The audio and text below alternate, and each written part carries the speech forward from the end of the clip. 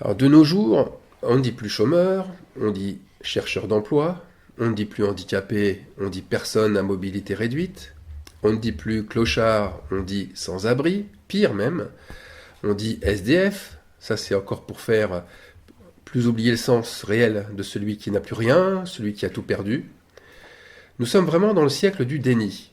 Ce siècle fuit la souffrance à tous les niveaux. On refuse de croire que nos actes peuvent avoir des conséquences dramatiques. Alors, on a sorti la piqûre anesthésiante, ou plutôt, on a sorti la seringue d'insensibilisation. On emploie des mots soft partout, et pensant justement adoucir et éloigner la souffrance qui accompagne, dans la réalité, les personnes qui la vivent au quotidien, cette souffrance. La profondeur de tout ce cinéma, parce qu'il faut l'avouer, c'est du cinéma, c'est de la fiction, même de la mauvaise fiction, eh bien, c'est que la perte de la foi, ou ce qui est vomissable, c'est justement cette perte de foi qui est vomissable, cette fausse bienveillance qui est vomissable. Comme l'amour du prochain se refroidit, comme la compassion disparaît, comme la solidarité n'est plus qu'un ministère, il faut bien le voir qu'en France, on a le ministère des solidarités et de la santé, laissez-moi rire, eh bien tout ça, ce sont des mots qui ont remplacé les actes. Quand le cœur est froid, ça c'est pour certains, tiède pour beaucoup, il faut bien faire semblant d'être attendri et sensible. Car voilà, un handicapé, lui, il n'a que faire des mots. Il a besoin d'actes concrets, d'actes bien réels, des actes solidaires envers lui. Et un chômeur, lui, il n'a pas besoin d'une allocation de longue durée, mais il a surtout besoin qu'on l'aide à trouver un travail à sa mesure. C'est vital pour lui. Il est bien plus qu'une statistique, c'est un être humain en détresse. Alors les mots vides, comme ils le sont aujourd'hui, ne cachent même plus l'hypocrisie du plus grand nombre. Cette odeur de fausseté, elle sort de partout, comme le font d'ailleurs les cafards dans une maison abandonnée, si on veut bien prendre cette image. Et surtout, remarquez bien que ceux qui sont attachés le plus à des marques nouvelles de respect, eh bien, ce sont eux les plus intolérants, ce sont eux les moins généreux, ce sont eux les plus extrémistes dans les faits. Le résultat, c'est que tout fait l'effet d'un jugement. Tout. Tout concourt ensemble au jugement, comme d'ailleurs tout concourt ensemble au bien de celui qui aime Dieu. Tout, même le mal révèle le mal chez celui qui le montre chez les autres. On veut nous faire croire que notre monde est en fin de compte toujours en progrès, que notre monde est toujours en évolution, et qu'il cherche à faire le bien, alors que nous vivons sa pire période de ténèbres. On veut absolument nous faire croire que l'enfer est ailleurs, qu'il est après un jugement à venir, mais le jugement est venu et il est bien là, sous nos yeux. Il y a le feu dans la ville, comme il y avait le feu dans Sodome et Gomorrhe. Il y a bien l'enfer sur terre.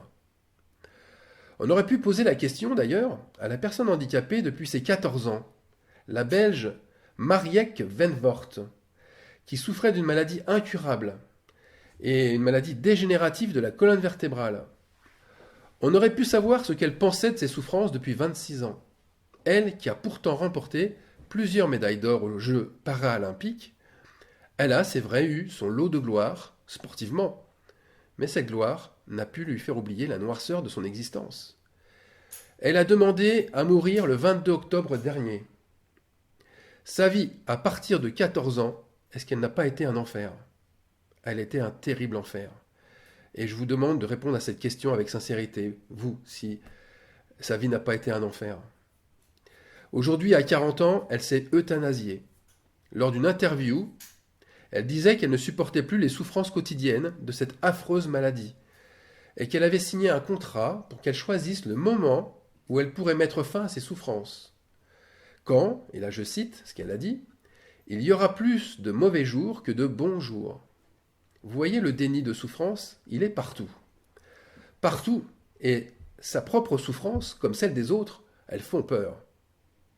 Alors que la terre entière est en train de crier, tant de personnes vivent dans des douleurs physiques ou psychologiques constantes et insupportables. Savez-vous que la Bible parle de ces gens qui sont poursuivis par l'enfer? Je vais prendre un passage dans la version Osterwald, Apocalypse chapitre 6, verset 7. Je regardais, Et je vis paraître un cheval de couleur pâle, et celui qui était monté dessus se nommait la mort, et l'enfer le suivait. L'enfer le suivait. Ça, c'est le quatrième sceau de l'Apocalypse, et il est ouvert. Le scellement est déjà brisé. Pourquoi en douter? Un cavalier parcourt la terre. Il est pâle comme son cheval. Il est pâle, c'est-à-dire verdâtre, ça c'est la traduction grecque du grec ancien, il est verdâtre comme la maladie, pâle comme l'angoisse, et on peut dire que sa couleur cadavre est comme la mort qu'il transporte avec lui. Ah oui, c'est morbide, c'est très morbide. Mais c'est encore plus morbide quand je vous annonce que son rôle est de semer l'angoisse et la désolation partout. Ce n'est pas une fatalité pour tous, mais il lui a été donné un pouvoir sur le quart de la terre. Quel pouvoir? Eh bien celui de mettre l'enfer derrière les hommes et les femmes. Celui de faire vivre l'enfer à tous ces gens, avec comme épée de Damoclès la mort au-dessus d'eux. Alors est-ce qu'on peut échapper à cette atroce fatalité? Oui, oui, mais échapper à ce glaive tranchant, cela demande autre chose que de regarder autour de soi, ou de fuir, ou alors de montrer du doigt. Cela demande de regarder à l'intérieur de soi. Et cela demande de répondre à une question qui est fondamentale. Quel est l'état de notre monument intérieur? Je ne grossis pas la situation. Il y a vraiment un monument à l'intérieur de chacun de nous. Ce panthéon que nous avons construit par nos rêves de réussite, mais dans quel état se trouve-t-il? Ce panthéon est-il identique aux églises qui brûlent? Ou alors aux églises qui se vident? Ou encore aux églises qu'on vide de force, comme très récemment en Algérie? Car notre panthéon doit ressembler à un temple détruit, un temple abandonné, déserté, afin qu'il soit reconstruit et repeuplé. Mais attention, c'est le dernier être vivant qui ouvre ce sceau. C'est la voix du quatrième être vivant qui dit « Viens ». Ça veut dire que les autres êtres vivants ont disparu. La parole de l'agneau, celle du premier être vivant, ne peut plus attirer les âmes à elle. Elle est empoisonnée, cette parole. La communion fraternelle, qui est le deuxième être vivant, elle est soit ligotée par des pasteurs iniques, soit disséminée, éclatée par des schismes et des divisions. Le sacrifice, le troisième être vivant, quant à lui, il est devenu une contrefaçon. Les croyants sont passés dans l'art de faire croire qu'ils ont renoncé à leurs péchés. Il ne reste plus que la prière. Et c'est celui qui répond à votre prière qui dit « Viens ». Mais attention, là aussi, ce n'est pas n'importe quelle prière, uniquement la prière qui vient d'un panthéon détruit. La prière, c'est ce quatrième être vivant qui est semblable à un aigle qui vole. Car là où sera le corps mort, c'est-à-dire le cadavre, là s'assembleront les aigles. Matthieu 24, 28, version Martin. Il s'agit ici du cadavre d'un temple, plus précisément celui d'un panthéon. Pourquoi je dis toujours le panthéon? Parce que le panthéon, c'est un endroit de culte où on y a mis tous les dieux, et pas seulement les dieux romains et grecs, ça va des hommes et des femmes illustres, en passant par tout ce qui demeure gravé dans notre mémoire individuelle et collective. Et bien sûr, tout ce qu'on a idolâtré. Je ne sais pas si vous le savez, mais au XIXe siècle, on trouve même dans la littérature le verbe panthéoniser à la place d'idolâtrer. Donc le panthéon de chacun doit être anéanti pour que les aigles se rassemblent autour de nous. Et les aigles, eux, je pense que tout le monde l'a compris, ils symbolisent ici nos prières ferventes. Alors on peut réellement la voir ainsi, cette parole de Jésus. Là où les temples intérieurs, les panthéons faits d'hommes seront morts, là s'assembleront les vraies prières des justes. Maintenant, l'être vivant qui dit viens a une voix de tonnerre, comme tous les êtres vivants de chaque sceau d'ailleurs. C'est cette voix de tonnerre. Mais de quel tonnerre s'agit-il? Le quatrième tonnerre, le renoncement, c'est la prière de ceux qui ont vraiment renoncé. Et ce sont eux qui sont mis à part des fléaux du quatrième sceau. Ce sont eux qui échappent à l'enfer qui poursuit les gens aussi vite, là je fais un parallèle, mais cet enfer poursuit les gens aussi vite que la misère le fait derrière les victimes des catastrophes naturelles. J'en reviens alors à l'enfer qui poursuit tous ces gens qui se lient à eux. De quelle teneur a-t-il cet enfer? Quelle est sa consistance? On va continuer à lire Apocalypse chapitre 6, mais au verset 8. Et le pouvoir leur fut donné sur la quatrième partie de la terre pour faire mourir les hommes par l'épée c'est les guerres, par la famine, c'est les crises économiques, la pauvreté, par la mortalité et par les bêtes sauvages de la terre. Les bêtes sauvages de la terre, c'est les virus et les bactéries, etc. Mais moi, je vais m'attarder plus précisément sur la mortalité. Marieke Verwoerd. Cette femme, pendant toute une grande partie de sa vie, a eu ce fléau collé à sa peau, le fléau de la mortalité. Elle n'avait en fait que des pensées suicidaires qui la hantaient nuit et jour. La mort était suspendue au-dessus de sa tête comme une invitation obligatoire. La mortalité, dans le texte d'origine en grec, c'est thanatos. C'est l'esprit de mort, thanatos. C'est en fait l'idée obsessionnelle de vouloir mettre fin à ses jours. Et dans la mythologie grecque, Thanatos, c'est un dieu qui a un cœur de pierre. Il n'a aucune émotion, et il considère les mortels comme des êtres faibles et sans intérêt. Alors je prends cet exemple, c'est pas pour tomber dans la mythologie, mais c'est pour vous montrer comment, au fond d'eux-mêmes, il y a l'idée de mort qui rôde autour des gens, et qui se considèrent comme nuls, sans intérêt, faibles et inutiles. Toutes ces considérations leur ôtent toute compassion à leur égard, et c'est pour ça qu'ils ont le cœur endurci. Alors tous ces grands lobbies, soi-disant indestructibles, eh bien ils s'effondrent, et ils entraînent derrière eux Thanatos. Thanatos, c'est-à-dire la pensée de la mort sur des millions de personnes. Je vous en avais déjà parlé avec le crack de Lehman Brothers. Ce crack a provoqué sur plusieurs années le suicide d'environ 1 million de personnes dans le monde. Alors maintenant, on a encore une autre chose. Maintenant, dans plusieurs pays comme la Suisse, le Canada, les Pays-Bas ou la Belgique, il y a l'AMM, c'est-à-dire l'aide médicale à mourir.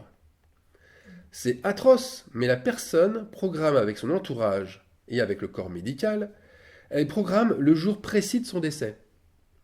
Au Canada, il suffit simplement d'être atteint d'une maladie mentale, ou alors d'une incapacité physique pour y avoir droit. À partir de là, vous allez pouvoir prévoir votre mort naturelle. Ou vous allez, quand vous le voulez, au moment où vous voulez, prendre une dose de médicament qui va être administrée par un médecin qui va vous accompagner. Donc on assiste là à un empoisonnement accompagné. C'est-à-dire qu'il y a un nouveau commerce de la mort qui est né à partir de ce fléau. Et au Québec, depuis décembre 2015, qui est la date de son officialisation, eh bien les demandes n'ont cessé de croître. Imaginez aujourd'hui, ça a atteint 1632 d'aides médicales à mourir. C'est 10 fois plus que prévu. Cette pratique, c'est évident, elle va faire tache d'huile avec une merveilleuse effigie en toile de fond. Et cette toile de fond, c'est l'humanisme.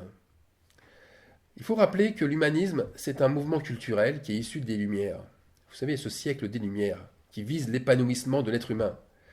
Alors c'est une espèce d'émancipation par les idées, cet humanisme. Mais où est l'émancipation là-dedans?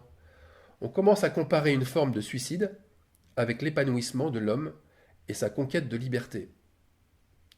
Eh bien là, on a changé la loi.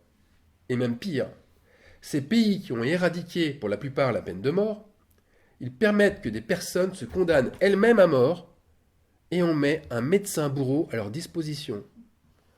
Honnêtement, est-ce qu'on ne touche pas le fond du fond? Alors pour ma part, si j'avais été humaniste et si j'avais été canadien, eh bien mon père serait depuis plusieurs années au crématorium. Or voilà, la condition physique et mentale de mon père a changé depuis. Et après plusieurs tentatives de suicide, il s'est remis en cause, trouvant même que sa décision, malgré sa douleur physique et psychologique, eh bien sa décision n'émanait pas de lui, mais que sa décision émanait de quelqu'un d'autre, d'un mauvais esprit qui voulait s'emparer de sa vie. Alors, il faut être clair. Soyons clairs. Le fait d'arrêter un acharnement thérapeutique pour maintenir en vie une personne qui n'en peut plus, c'est pas du tout la même chose que d'accompagner une personne dans son idée de suicide. Dans le premier cas, arrêter l'acharnement thérapeutique. On arrête de maintenir un être en vie artificiellement, alors que naturellement, il pourrait décéder. J'ai bien dit il pourrait. J'emploie le conditionnel, car c'est quand même Dieu qui donne et c'est quand même lui qui reprend. Quand on a débranché des gens, justement soi-disant irrécupérables, il y a eu des miracles. Mais je vais dire quelque chose qui peut choquer.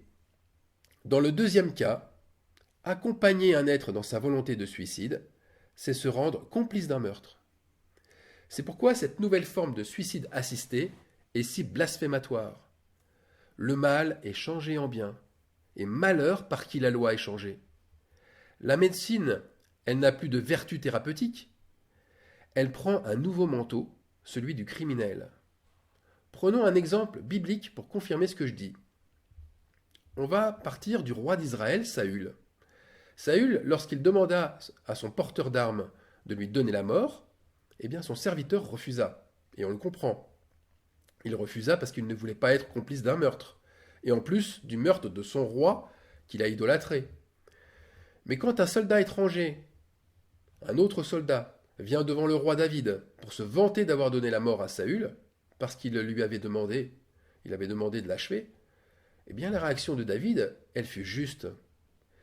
Il n'a pas jubilé, il n'a pas sauté en l'air avec des cris de joie parce que son ennemi était mort, mais il a fait appliquer la loi. Il a fait appliquer la loi, et la loi c'est que le deuil soit pour lui et pour son peuple, donc pour Israël, et la condamnation à mort pour le soldat. Parce que le soldat était devenu à ce moment-là, non pas un justicier, mais un meurtrier. Alors, on parle des suicides en général, mais les suicides augmentent comme jamais. Mon fils qui prend le train pour aller étudier a sans cesse des retards parce qu'une personne se jette sur la voie. Et je ne parle pas du fameux burn-out qui touche de plus en plus des professions, agriculteurs, médecins, gendarmes, profs. Les stats parlent. Tous les jours, il y a au moins 12 personnes qui se suicident en France. Il y a plus de morts par suicide que par les accidents de la route. Maintenant, c'est pas en se voilant la face, et c'est pas en se voilant la vérité que l'on progresse dans sa vie. Il faut admettre ce qui se passe. Il faut se remettre en question, et ça le plus souvent possible. Changer de mentalité, c'est la première chose à faire. Il faut se reconvertir, parce que le temps presse. Et nous sommes comme au temps de Sodome et Gomorrhe. En ce temps-là, on lit ça dans les Écritures, le cri, c'est-à-dire la souffrance, la détresse de ses habitants, était devenue grande devant Dieu. Et aussi, parce qu'à ce moment-là, le juste, eh bien, il s'est sauvé de justesse. À Sodome qui est une ville qui signifie qui brûle, eh bien, Lot et sa famille se sont sauvés in extremis, au dernier moment. Et encore, sa femme s'est retournée, et ça veut dire que son cœur n'était pas entièrement converti. Il y avait une pointe de regret dans son cœur, et c'est cette hésitation qu'il a perdue. Donc Sodome et Gomorrhe, les villes de cette vallée, eh bien on peut le dire, elles ont vécu le 4e sceau. Les habitants de ces villes étaient poursuivis par l'enfer. Rappelons-nous les circonstances du désastre de Sodome. Sodome, la ville qui brûle. Et ça c'est décrit dans Genèse au chapitre 19. La population, elle haïssait les étrangers. Et la violence était devenue habituelle. Lorsque 2 anges, 2 hommes sont arrivés à Sodome, voilà la réaction du peuple. Je lis dans les Écritures. Celui-ci est venu comme étranger, et il veut faire le juge. Eh bien, nous te ferons pire qu'à eux. Et pressant Lot avec violence, ils s'avancèrent pour briser la porte. Ici, le peuple, ça va du vieillard, de l'enfant au vieillard, eh bien le peuple veut entrer de force chez Lot pour s'en prendre physiquement aux anges et à Lot. Ils ne veulent pas dialoguer avec eux, ils veulent en découdre rapidement et physiquement. Nous sommes là dans ce temps de violence. Il n'y a aucun débat qui est possible.